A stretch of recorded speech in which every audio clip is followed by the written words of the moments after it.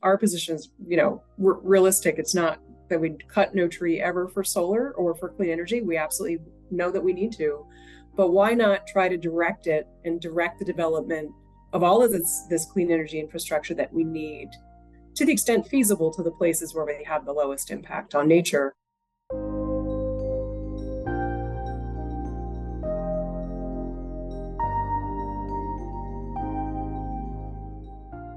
Welcome to our November session of Life Saves the Planet, a series of talks on the issues at the intersection of nature and climate. We are pleased to offer this series in partnership with the GBH Forum Network. I'm Beck Mordini, Executive Director of Biodiversity for a Livable Climate.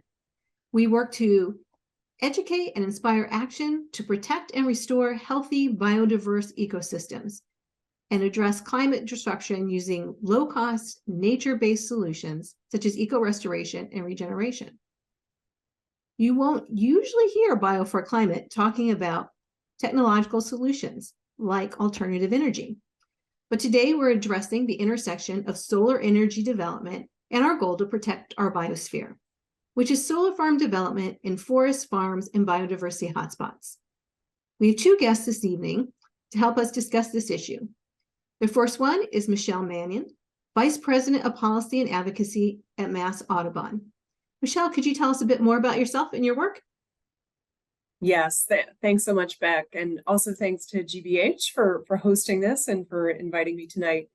As Beck mentioned, I'm the VP for Policy and Advocacy at Mass Audubon. Mass Audubon is one of the largest conservation organizations in New England. We're one of the top landowners in the state, and we work to protect nature for the people of Massachusetts. We've been working at the intersection of clean energy and nature and wildlife for decades. Going back to the early 2000s, we took a very strong stance on clean energy in the form of offshore wind, because really our organizational position is that climate change is the largest threat to wildlife and to habitat. And our point of departure for the work that we've done is that we're 100% behind scaling up our clean energy. We absolutely have to do it. And solar's got to be a big part of that. And so we're happy to talk a little bit more about our study tonight. So thanks for inviting us. Thank you, Michelle. I'm so happy you could make it. I'd also like to welcome Jessica Rempel, the Natural Resource Analyst for the Cape Cod Commission. Jessica, could you tell us a little bit about yourself and your work? Sure, thank you. And yeah, thank you to Beck and GBH for putting this forum on and inviting me. So Jessica Rempel, Natural Resource Analyst with the Cape Cod Commission. The Cape Cod Commission is the regional land use planning, economic development, and regulatory agency. We were created in 1990 to serve the citizens in 15 towns of Barnstable County in Massachusetts. And the Commission's mission is to protect the unique values and quality of life on Cape Cod by coordinating a balanced relationship between environmental protection and economic progress. And later in this talk, I'll be discussing, solar development that we've seen on Cape Cod and some tools that we've developed to help our communities plan for large-scale solar development on the Cape. Let's start by looking a little bit about what is the problem with the ways that solar development is being sited. And when we use the word sited, we just simply mean where these developments are being built. And I'll give each of you a chance to talk a little bit about how solar is being developed and kind of why that is a problem or what we're missing in this development. And maybe we'll start with Michelle. Yeah, thanks, Beck. So as I mentioned, Mass Audubon and a lot of our partners were really fully supportive of the Massachusetts Clean Energy and Climate Plan, which lays out the vision for how much clean energy we need to decarbonize Massachusetts to net zero greenhouse gas emissions by 2050. And for solar, that's roughly, 10 gigawatts by 2030. That's about, at least twice what we have now. We're fully behind that vision. What we're seeing, though, particularly over the last decade, is that many of these ground mount systems have been built in some of the most carbon rich and most biodiverse parts of the state. And so the concern there is that we're actually making it more difficult to reach our climate goals, along with many of our other goals for natural working lands, because those forests, we use them to draw down carbon too. And actually I can just show a few slides. If Andrew, if you want to start up our deck here. And as I mentioned, we're 100% supportive of solar. We're trying to deploy as much of it as we can at our own sanctuaries. We have over 100 sanctuaries spread across the Commonwealth. This is a groundbreaking on a ground mount solar project we had last year at one of our sites in our Boston sanctuary. Next slide, please. And Massachusetts is absolutely a leader in incentives and programs to support what we're going to call sort of lower impact solar, meaning solar that's less impactful on nature and biodiversity and our working farmlands. And in fact, we've got a landfill solar incentive that has been really copied all around the world. The picture on the lower right-hand side here is in Worcester, and that's solar right on top of a landfill that's been capped. It's a great application of ground mount solar. And so, as of like 2020, we probably had the highest number of these projects in the country, and many people have replicated that incentive program. We're doing a lot in terms of what we call the distributed solar on rooftops, and also community solar, which is our solar projects that folks can subscribe to if they can't do solar on their own rooftop or apartment building or their own business. So we have a bunch of incentives that are working really well here in Massachusetts for lower impact solar that is on urban infill locations. And we also, another sort of new piece of news, relatively new as of last year, we finally have federal climate action in the form of the Inflation Reduction Act, which is at least $400 billion in federal dollars supporting all kinds of clean energy, including solar, along with a really creative program that EPA is rolling out to do a lot more solar in urban areas. That's community solar for low and moderate income households. Next slide, please. So again, just another photo of our landfill and brownfield projects, and there is some opportunity to do a bit more of these, but the best of these opportunities have probably already been built out in Massachusetts, but there's a little bit more potential there as well. Next slide. This is a great example of deployment on the commercial side of the equation. We have a lot more commercial space to do solar. We have about 110,000 acres of rooftop space in the Commonwealth, and roughly a third of that we think is technically viable for solar. We know that a lot of these commercial buildings, in terms of the codes, are not built to withstand the weight of additional solar. So there's a lot in terms of this part of the opportunity that we probably need some more support from the state to capture a lot of this potential. Next slide. And then the flip side is, the part that we're more concerned about. This is the depiction of all of the ground mount solar projects in the state as of 2021.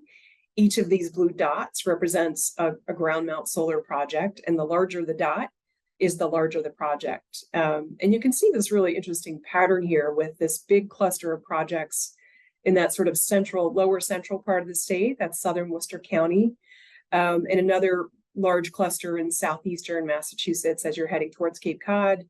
And really what that is correlated to is, that's where we have the transmission and the interconnection opportunities that folks took advantage of initially. And a lot of those have gotten taken up, and we don't have as much space on the interconnection system to do more. But you see that pattern, and a lot of these projects have been done on farms. Farms are really attractive because they're flat, they have very workable soils, and a lot of these, about 60%, have gone into forests in a state that has about 60% forest cover. So really it's a pattern it's not surprising, given that these are where our sort of lowest cost lands are. And frankly, for a lot of these landowners, it's a really attractive opportunity. So it sort of makes sense that we're seeing this pattern, but it is really starting to have an impact on our carbon goals, on our goals for biodiversity and for nature conservation.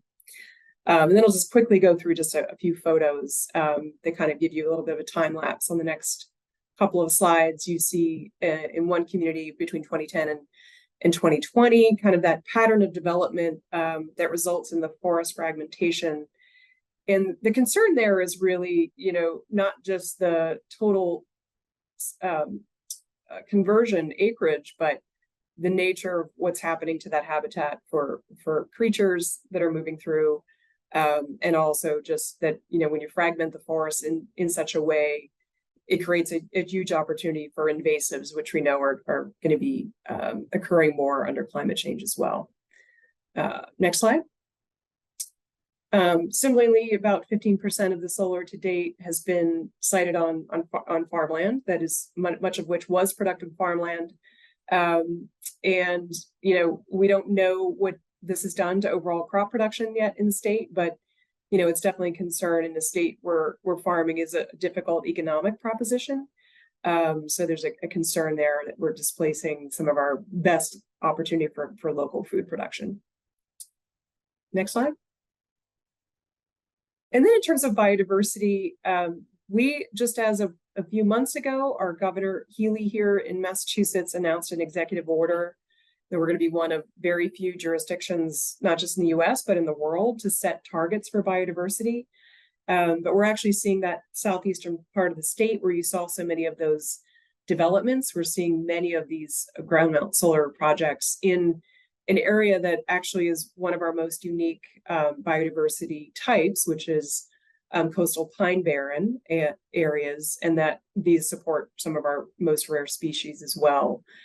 So these two counties in southeastern Massachusetts, Plymouth and Bristol counties, have cited many of these. There's a whole tranche of new projects that are also being proposed in this area.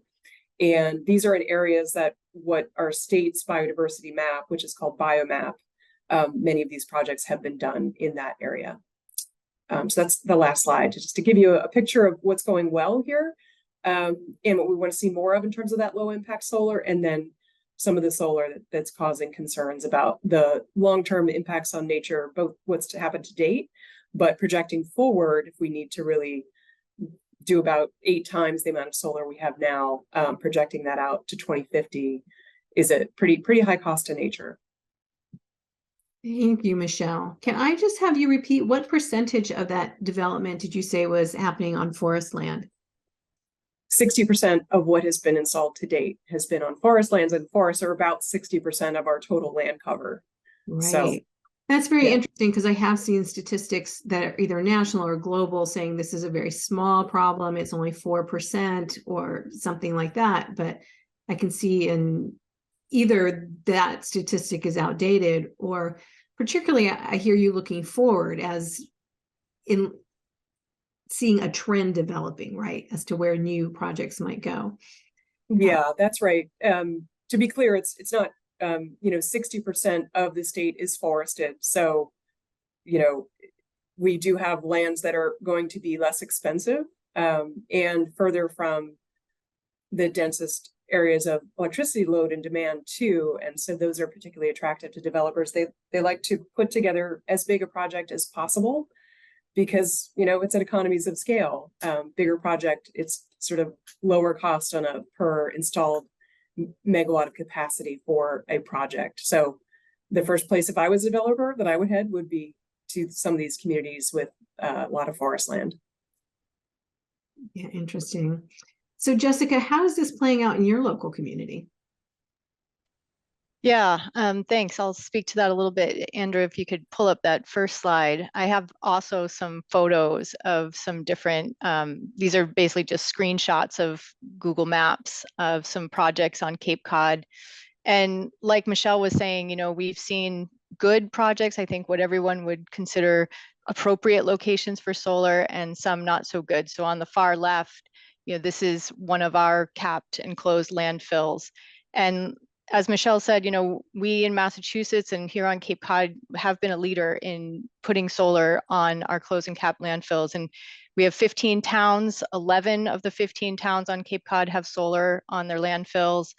The only reason the other ones don't, like 2 just haven't gotten around to it yet. 1 is still an active landfill, and 1 repurposed their closing cap landfill as a golf course and ball field. So definitely it was kind of the low hanging fruit. And some of these projects are approaching 10 years old. So it's not like this was just recent. This has been, there was some planning and foresight, and these went in. And then in the center, we also have, really good examples across the Cape of some commercial, and then, on a smaller scale, lots of residential projects. But it's kind of been a slow uptake, but we definitely are seeing more and more of it. This is actually the Falmouth Ice Arena. They have solar on their rooftop and on their parking lot. So rooftop and parking lot solar canopy. Great example. And I think that's part of the challenge, is just getting some good case studies and good examples and spreading the word. But then even here on the Cape, where land is at a premium, I mean, we're pretty built out. We have a lot, we're pretty suburban. We have a lot of development. So we don't have the really large parcels of land, but everything's relative, right? And so a 1 acre, a 2 acre, 5 acre project is a pretty big deal on Cape Cod, just because there's so little developable land left, and there's a lot of competition for it, because of course we're dealing with the housing crisis and other things that folks want to develop on the landscape. But we do see our fair share of these, more greenfield developments where forest is being cleared for a solar project, like the photo on the right. And that's where our local and regional planning comes in. We at the Cape Cod Commission, we're guided what we call our regional policy plan, and it's basically a growth management plan for the region, and it's updated about every 5 years. And during those updates, we highlight the key challenges facing the region. And during our most recent update, those challenges were climate change and forest loss and habitat fragmentation, and recognizing that we need to make this transition to renewable energy. So the plan also includes action items that we're going to undertake between updates. And one of them was to develop some tools to help our communities plan for these renewable energy developments, in particular large scale solar. And I'll talk a little bit more about that solar screening tool later. Thank you, Jessica. It's interesting how that impacts an area where land is at a premium, and you're still seeing this kind of odd cost benefit analysis. So I think we've hinted at a couple of reasons that we're seeing solar development take over farmland or forest land. But one thing that keeps coming up at Bio for Climate is a study that's come out in the last couple of years, I believe, that has measured, just trying to quantify the difference between if you cut down the trees and you replace it with solar panels. The study runs the numbers in a way that the solar panels are taking more carbon out of the system than carbon dioxide than the trees would. And so a lot of municipalities and policymakers will look at a study like that and say, well, we all like biodiversity, we love trees, but our top priority right now is climate change and carbon emissions. How do you address that? We have more to come, especially in Michelle's study with Harvard, as to the cost benefit. But just looking at a study like that, what is an immediate response to policymakers? How do you get past that? Michelle, I know we've had a discussion about this. Yeah. And I think, like so many policy issues now, they're framed as a zero sum, right? Like it's either this or that. And really one of the motivations for our study that we did with the Harvard Forest researchers, and I think the link is there, it's called Growing Solar Protecting Nature, is, both based on our concern about the pattern we were seeing and, thinking about extrapolating that over the next couple of decades, along with a lot of the communities reaching out to us to say, hey, can you help us? We're losing 1,000 acres of forest, is like, we wanted to see, can we do both and? Because we need both. We actually need the solar, we need the clean energy at scale. We need to take the transmission system and the distribution system and build that up to accommodate all the new clean energy. But we also need the nature. We need it for the carbon removal. Our forests are really the only form of carbon removal, which is taking carbon out of the atmosphere and storing it within the ecosystem. And forests do this for free right now, right? We don't get a bill for forest carbon removal. And the technologies that are under development right now to do this, such as direct air capture and things like that, are still being tested. They're not really commercially viable yet. But the estimates of how much they will cost to remove carbon from the atmosphere, essentially doing the same service that our forests do, is $100 to $200 per ton of carbon. So if we think about the carbon that we're losing from our forests when we do solar, why don't we try to figure out if we can avoid that as much as possible? And our position is, realistic. It's not that we cut no tree ever for solar or for clean energy. We absolutely know that we need to, but why not try to direct it and direct the development of all of this clean energy infrastructure that we need, to the extent feasible, to the places where we have the lowest impact on nature. And we care not only about the carbon, right? We care about the biodiversity. We know that these forests clean our drinking water, provide recreation, provide habitat for wildlife, and are really quite essential to resilience to future climate change as well. As we see extreme storms, extreme heat, and a lot of flooding, we know that forests and ecosystems play a role in building our resilience to future climate change. So it's sort of like, we really wanted to show that there's a pathway to doing both. And we think in the Commonwealth, there definitely is.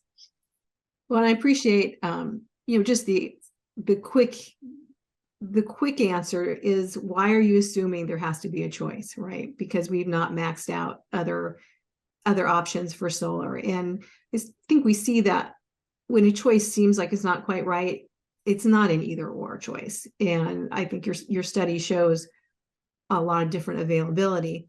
Now, of course, at Bio4Climate, we would just assume not cut down a single tree. So, but we don't have to make policy for the whole state the way that you do. And even as you're looking at some of the solar installation on landfills, we would rather plant a Miyawaki forest there, which we were able to do in Cambridge. But I think that is the short answer. It's not an either or question. And maybe this is a good time, Michelle, for you to go into the Harvard study and what you discovered.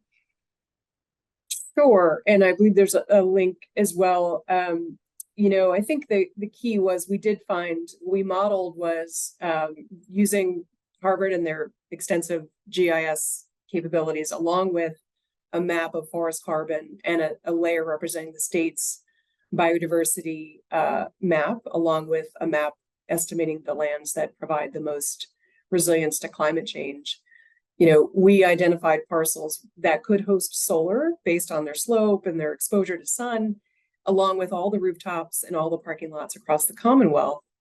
It's amazing to learn that we have 55,000 acres of parking lots in the Commonwealth. And even using a pretty conservative assumption about like setbacks and how much of that could really support solar, we found that it's about 10 gigawatts of potential on just our parking lots. So looking at that, those rooftop possibilities, again, a pretty conservative estimate of how much total rooftop we would likely be able to do solar based on cost and, the age of roofs and other issues with roofs, along with smaller ground mount opportunities of lands that have already been developed in some way. And we found that we almost meet our goals, even with just the incentives from the Inflation Reduction Act. And if the state really reconfigures its incentives to really lean into the rooftop and the smaller ground mount systems, we're likely to get all the way there, all the way to the state's goal by 2030 and 2050, with a much lower impact on nature.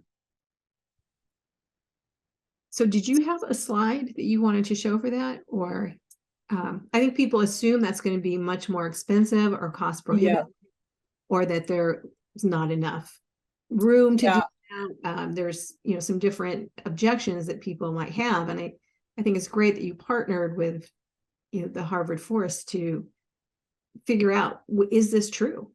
Yeah. So Andrew, if you could jump to slide 5. So what we have here is, this is a graph of all the emissions in the Commonwealth, going back to 1990 on the far left side there, close to 100 million tons of CO2 equivalent per year. And our net zero goal out there on the far right is to be zero, effectively net zero by 2050. And we know that it's going to be really hard to decarbonize all of the emissions from our power sector, from our buildings, from our transportation, and from industry, and that we're very likely to need carbon removal to really counteract probably 10 or 15% emissions remaining in 2050. And that's where our forests and our natural ecosystems come in. Right now, our forests are removing about 10% of annual emissions. And there is a study underway also by Harvard Forest to see what is the potential to grow that 10% out to 2050, including assuming, we're going to have more storms, more hurricanes as a result of climate change itself.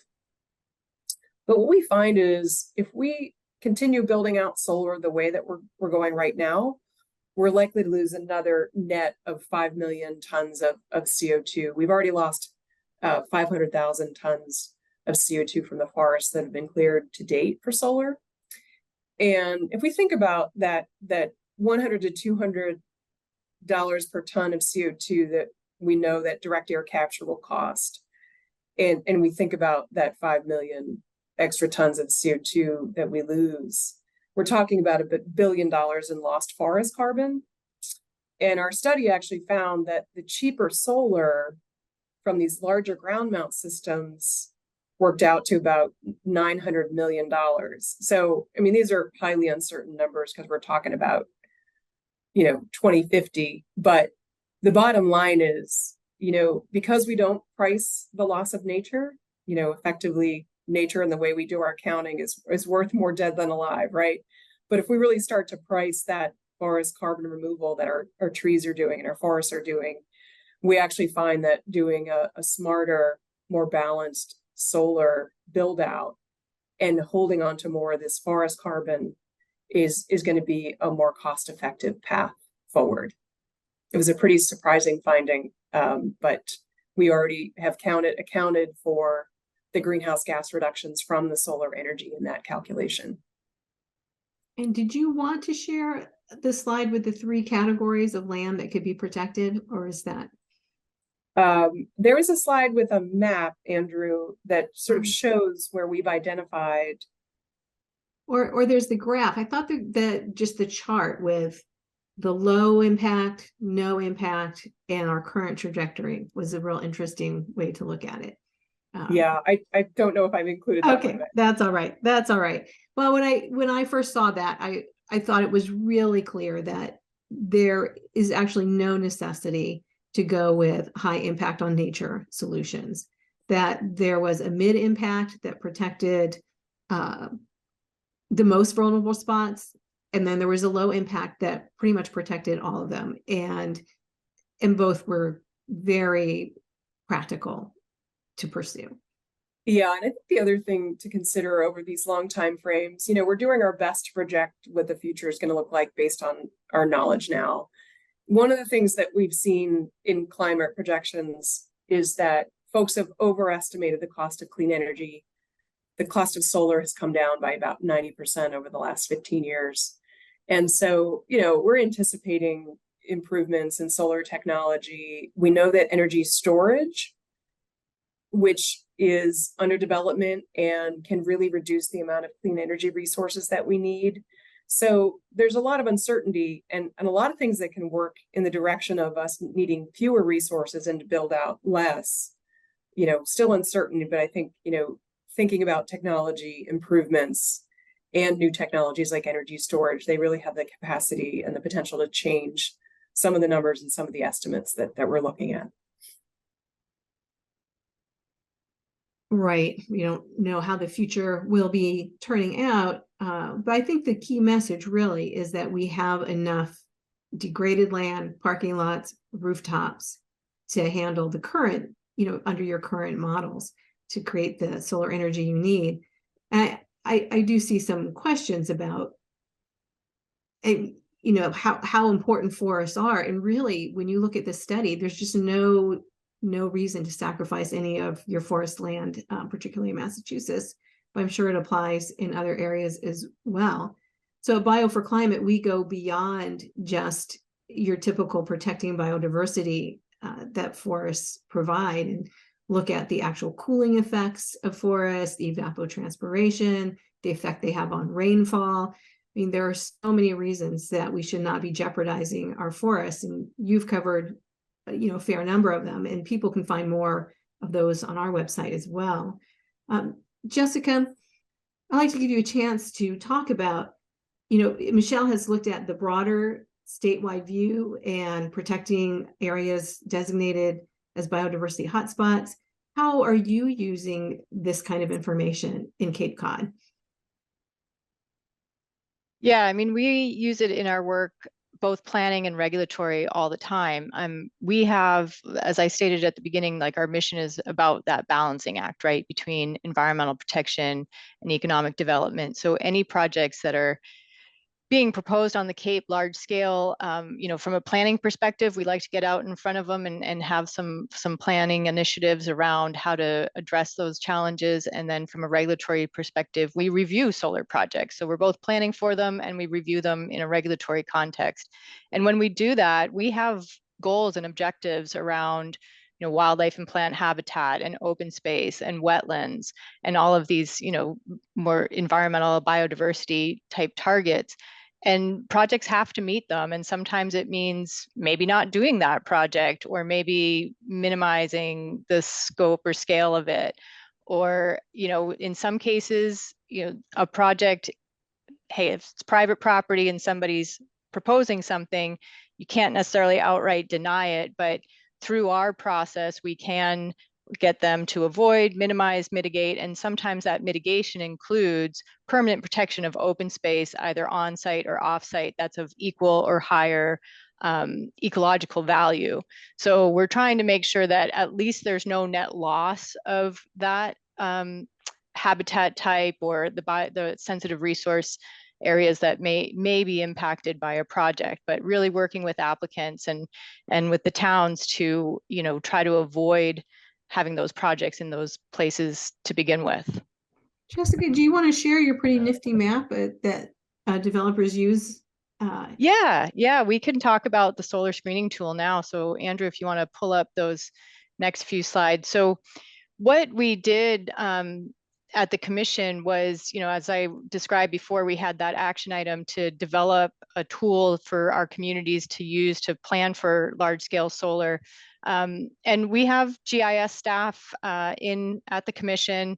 And we are fortunate in the state of Massachusetts through Mass Mapper, Mass GIS, to have access to a lot of high quality data, and then some of our own data publicly available.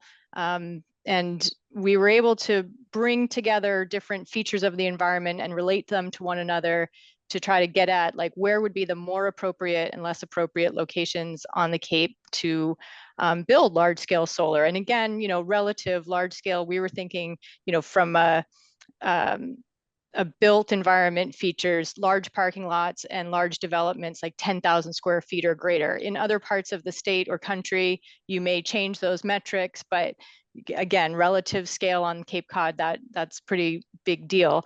So for our built environment features, we included our transfer stations. Those are closed and capped landfills, sand and gravel pits, which we have several on the Cape, and some of them are, shutting down. Those are other good places to put solar, repurpose those sites. The trees are already gone. The extraction's already happened. There's an opportunity there. What we call our industrial activity centers, those are these already more industrial areas of towns that could accommodate large scale solar either on the ground or on rooftops or parking lots of existing industrial sites in those areas, and then large parking lots and large developments. If you go to the next slide, this shows our natural environment features, and this includes a lot of those biodiversity hotspot features you guys were talking about before. So here we have our Natural Heritage Endangered Species Program, maps rare species habitat. We also have that biomap, critical natural landscape and core habitat. Of course, our wetlands and vernal pools and buffers around those. And then, several other wellhead protection areas, areas of critical environmental concern. We even included just undeveloped, unprotected, protected open space. And then on the Cape too, a couple other things. Of course, we're dealing with sea level rise and erosion. So you don't want to be building solar projects in a floodplain. So we included, flood areas, and then wellhead protection areas. And this gets back to, the importance of trees. Our wellhead protection areas, we have a sole source aquifer on Cape Cod. That's where we get all of our drinking water. So anything that goes into the ground has the potential to get into our groundwater. And so wellhead protection areas are really important to protect around our groundwater wells. And by keeping them forested and keeping the soils intact, that really helps to filter and clean and keep our groundwater and our drinking water of high quality. So these were all the natural environment features we included. You can go to the next one. And then we also added some contextual features, and these were ones that didn't necessarily lend themselves to relating to one another in kind of the model that we built, but we still thought were important for developers or people who are reviewing solar projects, or just the general public who's interested in solar in their communities, where it might go. These are some additional features that they might be interested in turning on as they're looking at a parcel or an area and seeing if there's, say, prime soils or farms or cranberry bogs, historic districts or areas or places. We also have the ability and the tool to like zoom in and look at things in kind of a 3D perspective. And then if you go to the next slide, we related those natural and built features. So the first two slides I showed, the 5 built features and the 10 natural features, and came up kind of with this scale of areas that are more appropriate and less appropriate for large scale solar development based on that relationship between the built and natural features. And across the Cape, if you look at this map, it looks like it's kind of mostly not so appropriate, or in the gray area or in the teal colors. I will say that this was done at the parcel scale. So we do have some really large parcels like Joint Base Cape Cod or in Cape Cod National Seashore.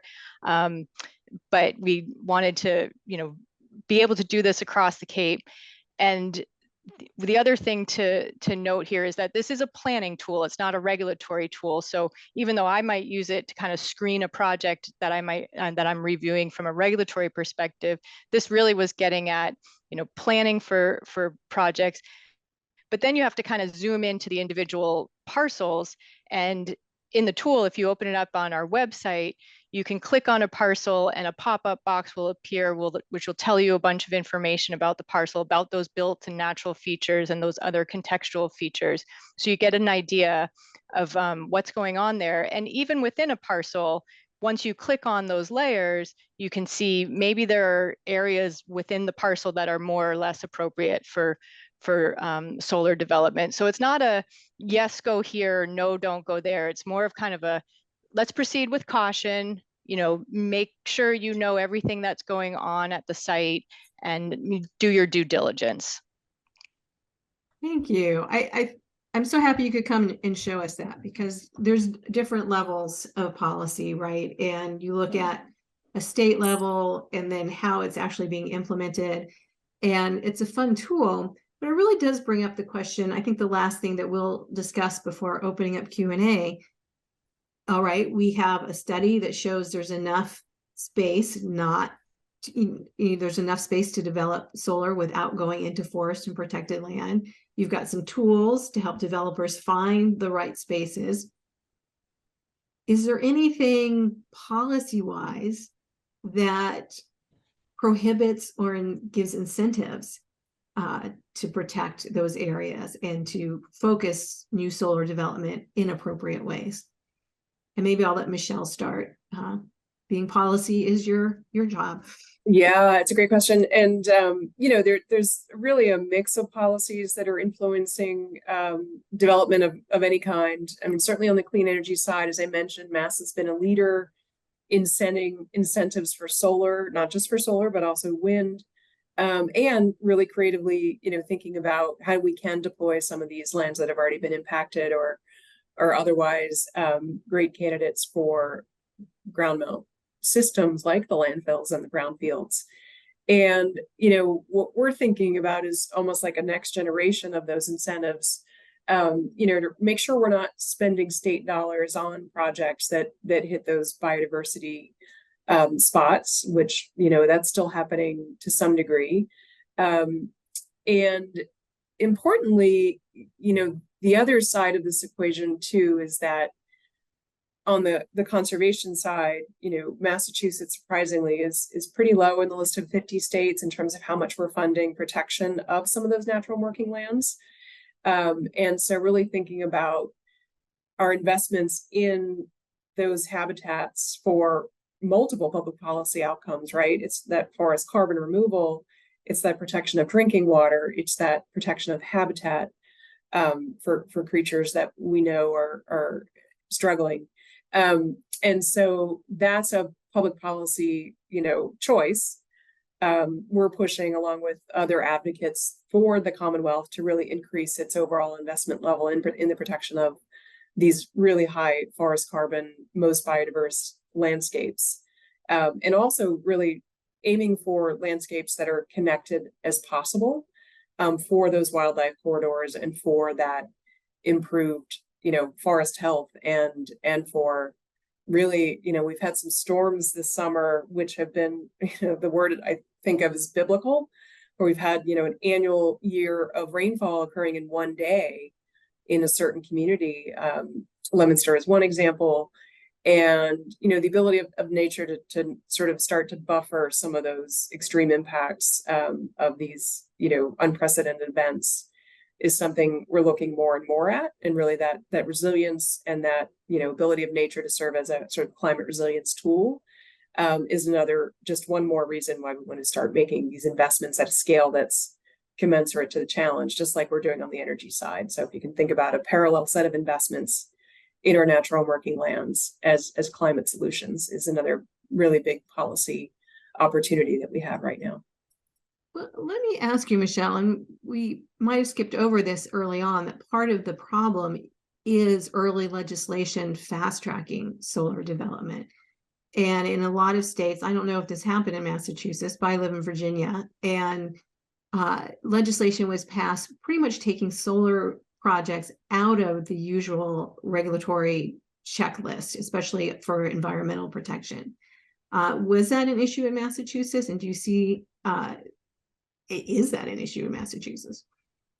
I don't think we have quite the same parallel as in Virginia, Beck, but right now under the current zoning law in Massachusetts, and there was rationale for this sort of in the early 80s or mid 80s, I understand, when there was folks who were wanting to do solar thermal, and there were some communities that were regulating that. There is currently in the current zoning law, it says no community may unreasonably regulate solar unless it's for the protection of public health. And it's vague enough just based on that description that what we've seen is a lot of litigation because there's just not a lot of clarity on what that means to reasonably regulate solar.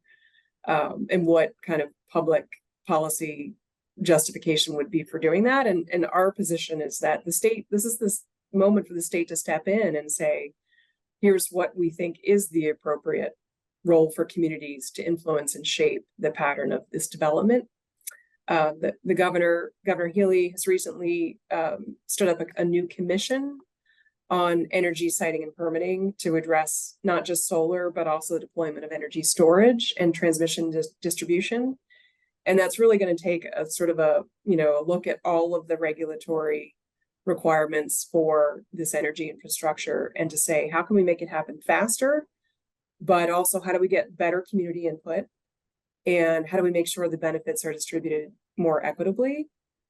Because right now, a lot of these communities are feeling like they do not have any input or influence over the pattern of development they're seeing. And as you can see from that map, a lot of these communities have been, hosting more of this infrastructure than others. Well, and what we've talked about, and I think we've talked about this with Jessica as well, is who decides where solar development is going to happen in their community? Is it the developers or is it the community members? And I see that you're trying to create tools that allow the community to protect what's important to them in their communities. And that's, democracy.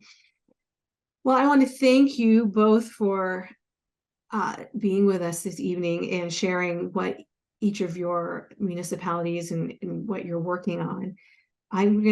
Some of the questions we've covered from the audience Q&A, but I am just going to scroll through a bit, I do see some questions about other areas and municipalities. And so both of our speakers today are local. So Michelle is talking about state law and Jessica is talking about local tools. The value for you, if you're from someplace else, is to look at what they're doing and take that to your municipality as an example, as a standard. Look for the model laws. Look for the, even using the study from Harvard Forest, I'm sure is going to be applicable to other areas as well. I don't think Virginia has this biodiversity mapping that Massachusetts has done. I'm certainly going to be taking that up at the local level. So if that was one of your questions, that is kind of the general answer as to what you can do with this information in your area. Let's see. I'm going to look at, are there any specific incentives right now for putting ground mount, for instance, on parking lots or for staying on rooftops?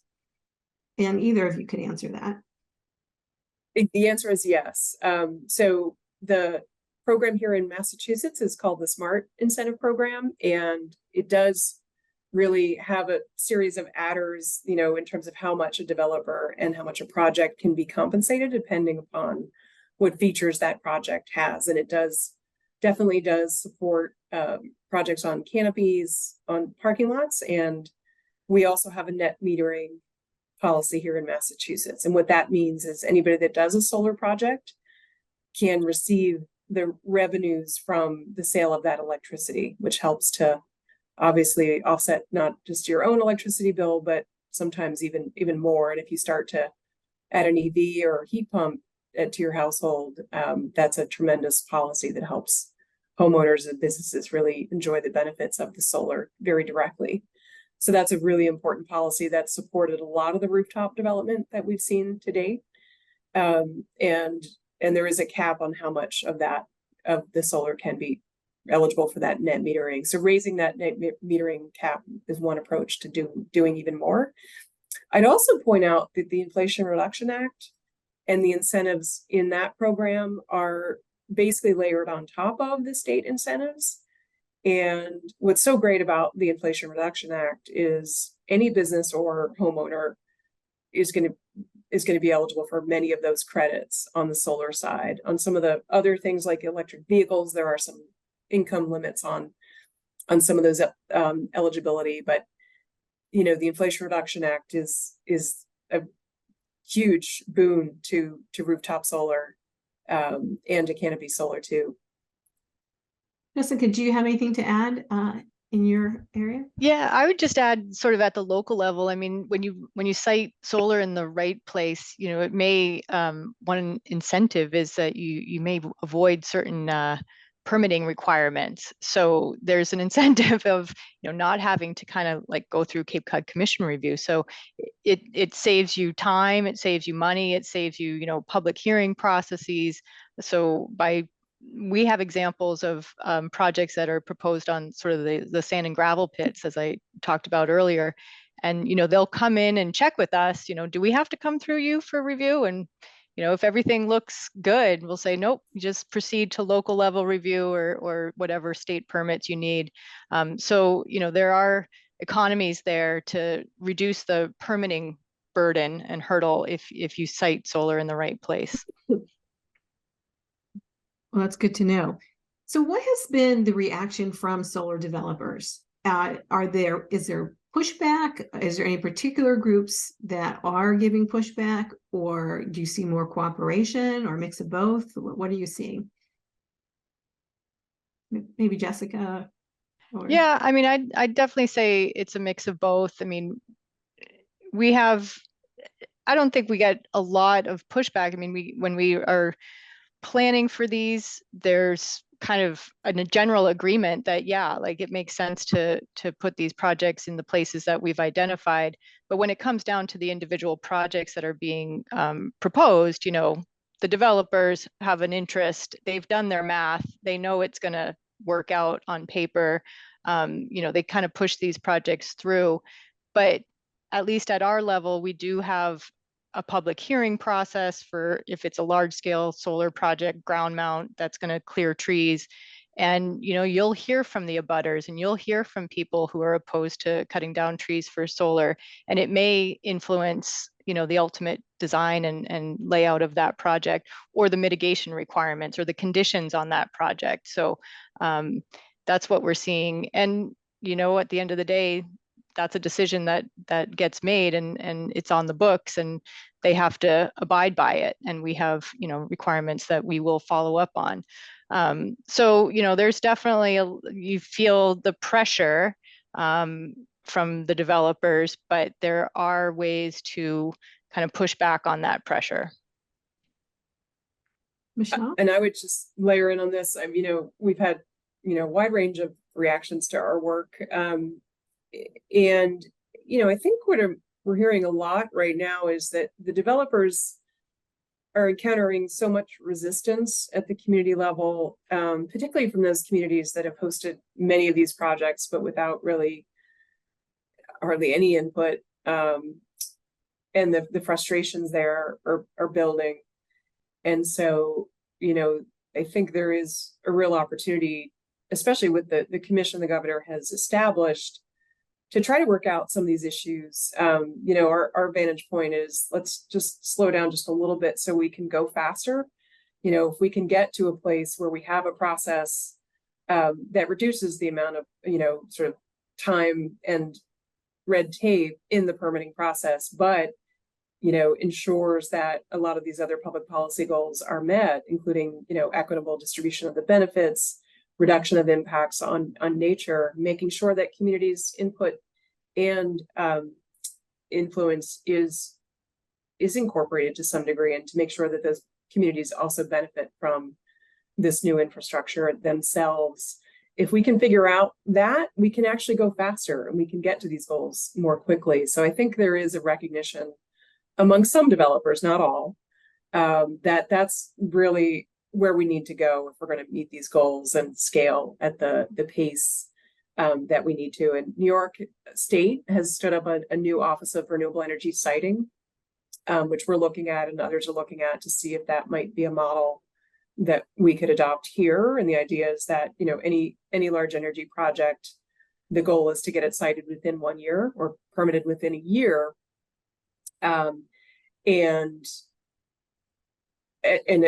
It's essentially sort of a one-stop shopping for the permitting, but all of those considerations are handled simultaneously.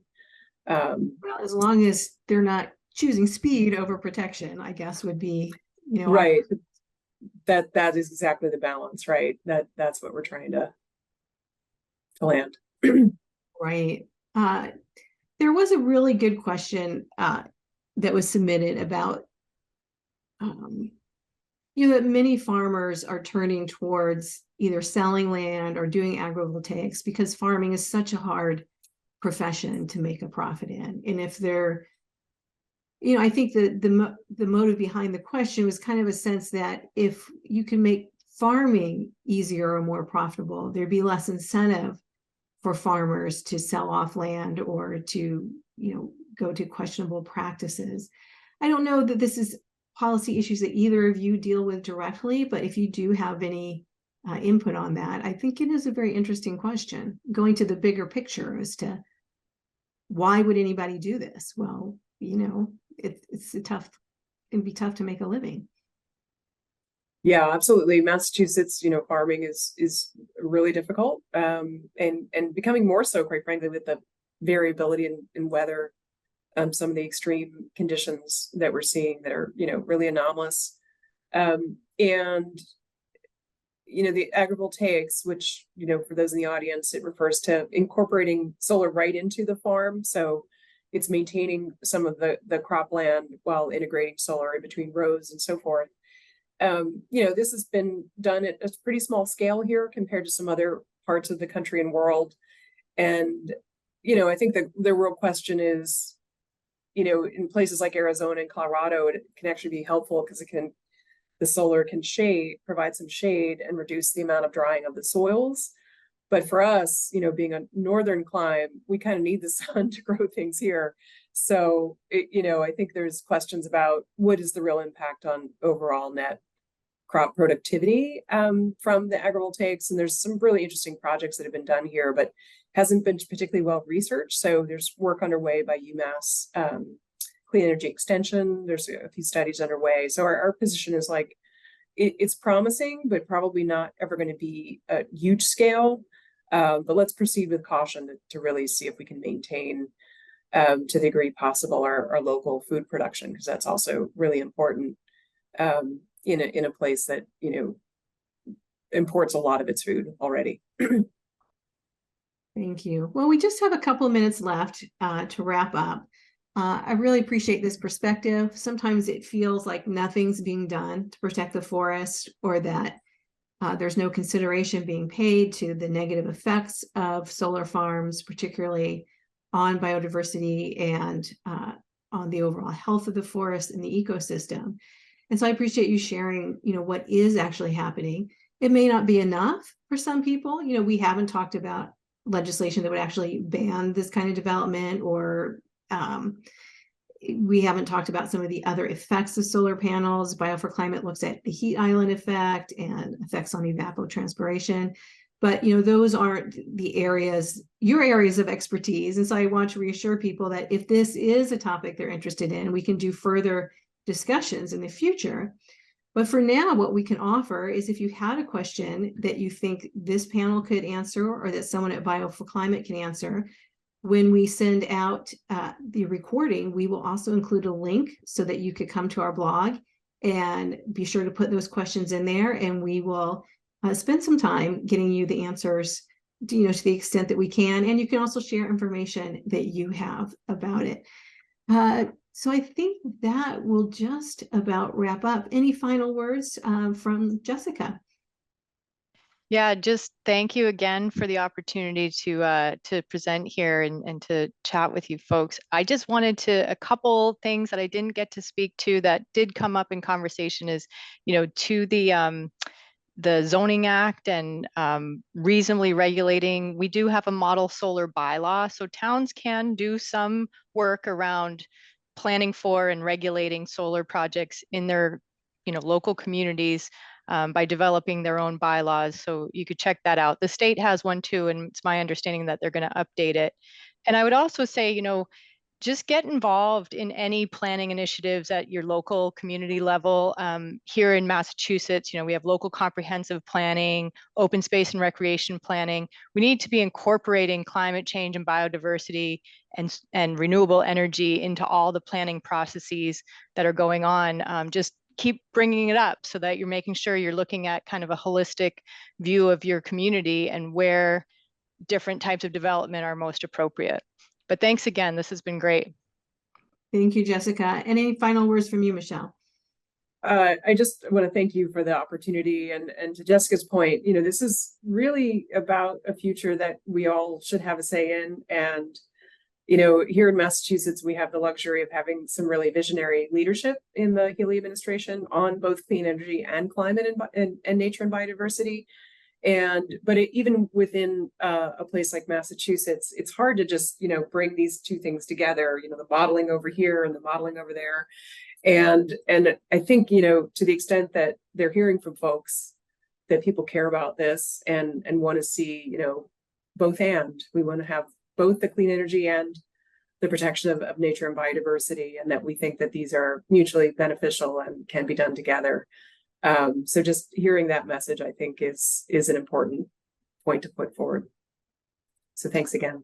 Well, thank you. I want to thank both of our guests for coming and sharing their projects and expertise with us this evening, and thank the GBH Forum Network and the wonderful staff for, as always, giving us a very smooth running and professional experience.